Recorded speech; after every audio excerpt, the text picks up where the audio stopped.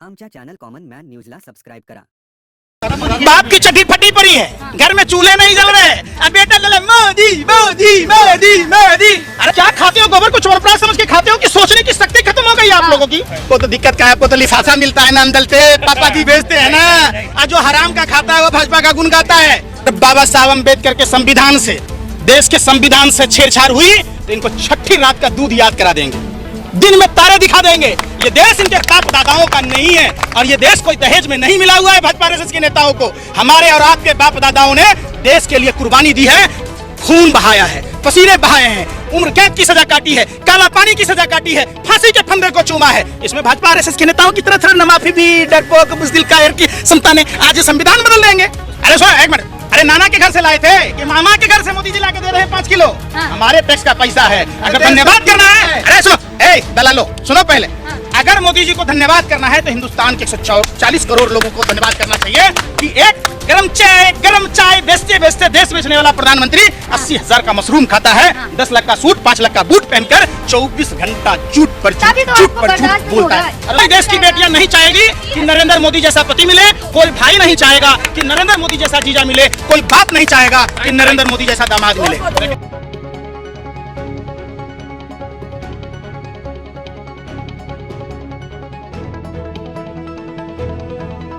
दे रहे, किसी को भूखा नहीं सोने दे रहे मोदी जी।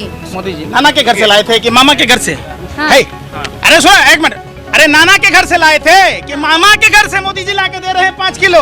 हमारे टैक्स का पैसा है, अगर धन्यवाद करना है। अरे सुनो दलालो, सुनो पहले, अगर मोदी जी को धन्यवाद करना है तो हिंदुस्तान के 140 करोड़ लोगों को धन्यवाद करना चाहिए कि एक गरम चाय बेचते बेचते देश बेचने वाला प्रधानमंत्री 80,000 का मशरूम खाता है, 10 लाख का सूट 5 लाख का बूट पहनकर 24 घंटा झूठ पर झूठ बोलता है।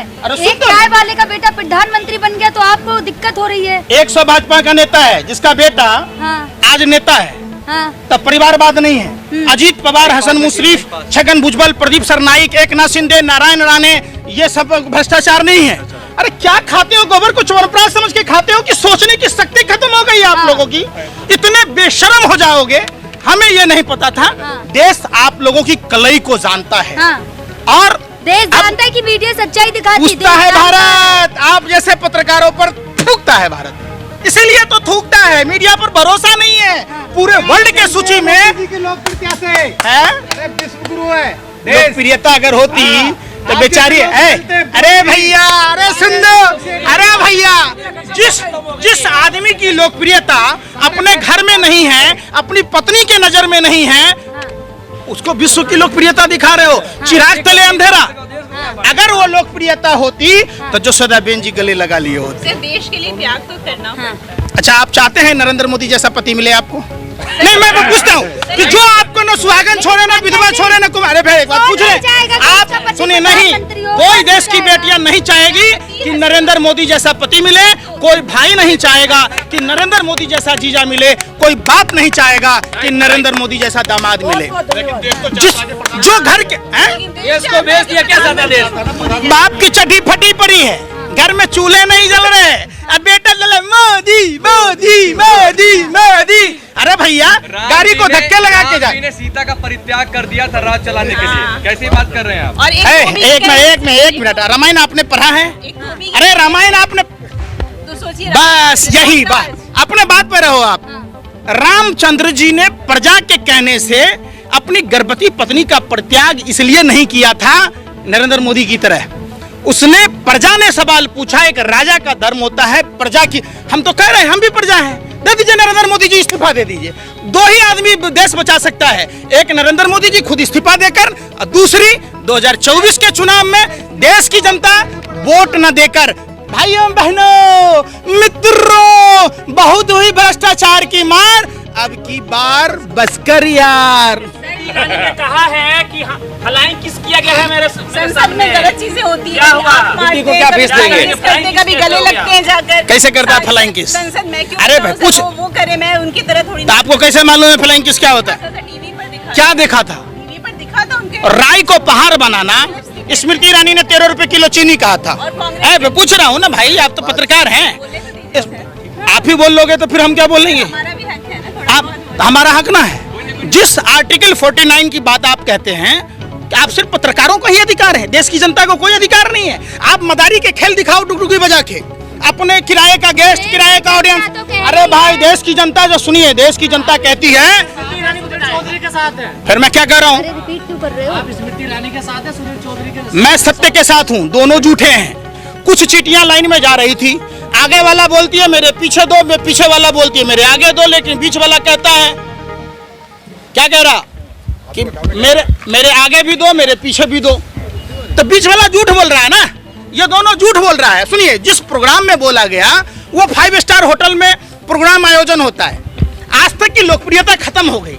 लोग इनको रिपब्लिक भारत जैसे चैनलों को झूठ फैलाने की मशीन समझते हैं। एगो गुल्लू दिखाता है चश्मा पहन के, आर पार। अरे भैया, काहे की आर पार है? खा वो मदारी के खेल ले लो, तेल बेच रहे हो, ताबीज बेच रहे हो, लोगों को बेवकूफ समझा है क्या? प्रधानमंत्री से परिवारवाद पर डिबेट करा के देख लो, कैग की रिपोर्ट आई है उस पर डिबेट करा के देख लो, महंगाई पर कराओ, बेरोजगारी पर कराओ, तो क्या कहेंगे? आप जैसे लोगों को महंगाई दिख रही है, कोई चिंता बोलती है महंगाई पे? किसी ने कुछ करा है अभी तक?